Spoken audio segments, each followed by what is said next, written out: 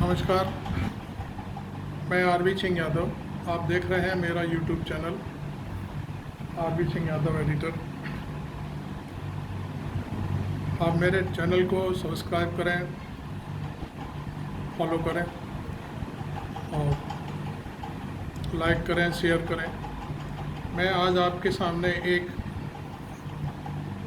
प्राचीन जानकारी लेकर हाजिर हुआ हूँ जो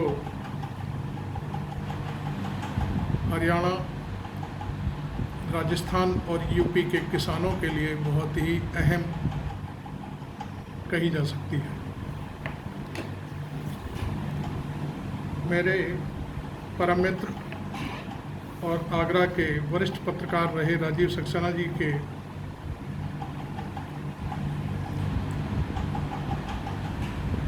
फेसबुक प्रोफाइल से मैंने एक फ़ोटो और उनकी ये जानकारी हासिल की है। शायद वो मेरा ये चैनल देखेंगे तो मेरी प्रसारित की जाने वाली जानकारी के बारे में मुझे माफ़ करेंगे। मैं आपके सामने एक ये फ़ोटो प्रस्तुत कर रहा हूँ, ये देखिए। ये मैंने उनकी ही प्रोफाइल से लिया है और ये फ़ोटो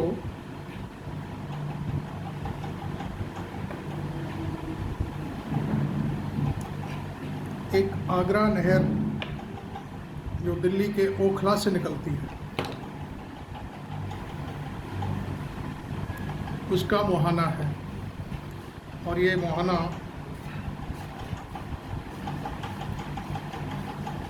जब बना था तब उसका उद्घाटन हुआ था और ये उद्घाटन कोई अब नहीं 1875 में हुआ था। उन्होंने ये फ़ोटो अपने संग्रह से निकालकर आम जनता के लिए फेसबुक पर शेयर की है और उसका पूरा ब्यौरा दिया है। यह नहर 1875 में दिल्ली के ओखला से यमुना के दाहिने किनारे होते हुए आगरा तक के लिए आई थी। नहर ओखला से चलकर हरियाणा,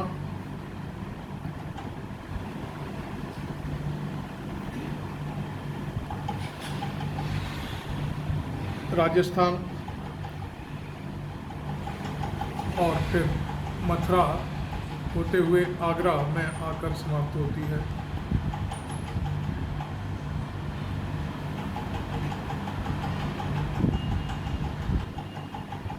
एक बड़ी जानकारी इस नहर के बारे में है कि ये लगभग 15 लाख हेक्टेयर ज़मीन को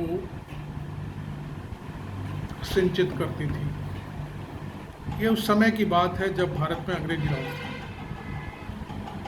अंग्रेजों का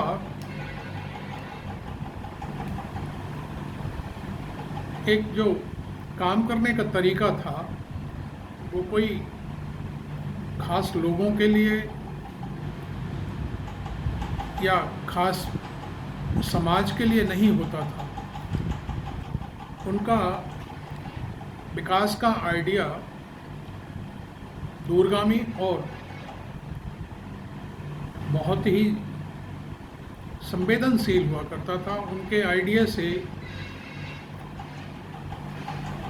जो चीज़ें बनी हैं उन्हें देखने से पता चलता है कि वो आम आवाम के साथ साथ भारत के विकास की भी बात करते थे। अब देखिए, उस ज़माने में शायद हरियाणा तो नहीं था, लेकिन ओखला से फरीदाबाद होते हुए नहर राजस्थान के कुछ हिस्सों को छूती हुई मथुरा और आगरा के किसानों का भला करती हुई यमुना का पानी लेकर आती है। आज इस नहर की क्या स्थिति हो गई है, मैं समझता हूँ जो जानकार लोग हैं उन्हें बताने की ज़रूरत नहीं है, लेकिन जहाँ तक मेरा मानना है कि केवल ये नहर सिर्फ नहर रह गई है, बाकी इनके छोटे छोटे बम्बे कुलावे सब चीज़ों पर कब्ज़ा कर लिया गया है। अब मैं आपको एक बहुत बड़ी जानकारी देना चाहता हूँ। अंग्रेज़ों से पहले भारत में मुग़ल राज्य हुआ करता था और मुग़लों ने आगरा में ताजमहल बनाया था। ताजमहल के पश्चिम में एक शाहजहाँ गार्डन हुआ करता था। वो है तो आज भी, गार्डन कहीं भागा नहीं है, लेकिन उस ज़माने में सिंचाई के साधन बहुत कम हुआ करते थे, पर्यावरण में बहुत शक्ति थी, लेकिन अंग्रेज़ों ने इस शाहजहाँ गार्डन को सिंचित करने के लिए, उसे खूबसूरत बनाने के लिए एक छोटी सी नहर इसी आगरा कैनाल से ताजमहल तक के लिए निकाली थी। मैं समझता हूँ उस नहर का अब कोई अता पता नहीं है, लेकिन मेरे वरिष्ठ बड़े भाई राजीव सक्सेना इस नहर का बार बार जिक्र करते हैं और वो कहते हैं कि ताजमहल के पास जो शाहजहाँ गार्डन है उसकी सिंचाई के लिए इस नहर को ढूंढना, उसकी सफाई करना बहुत ही ज़रूरी है, जिससे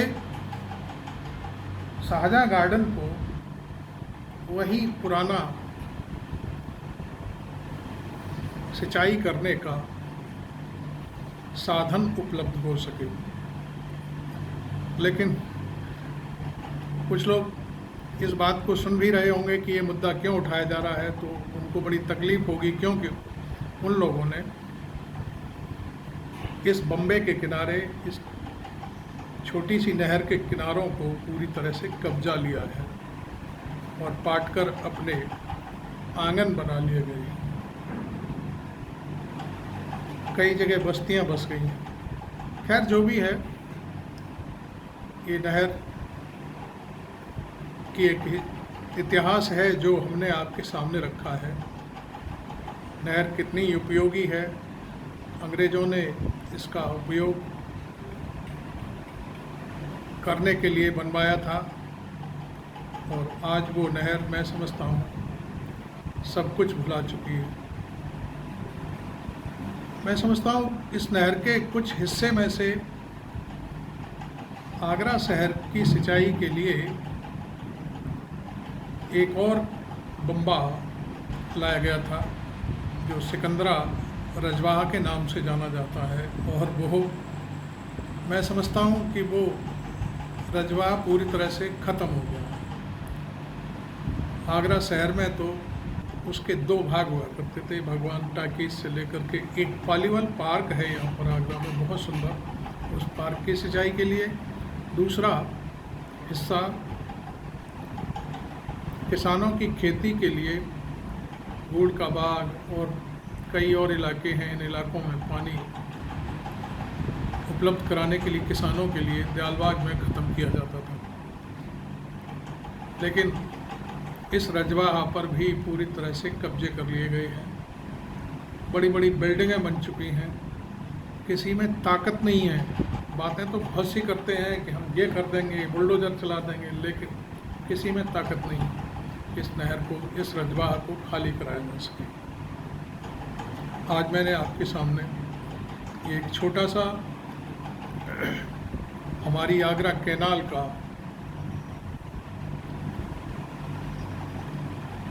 पूरा इतिहास बताया है। आप देख रहे हैं मेरा YouTube चैनल, मुझे ज्वाइन करें, फॉलो करें, शेयर करें, सब्सक्राइब करें, जो भी करें। मेरी इस बात को तमाम लोगों तक पहुंचाने के लिए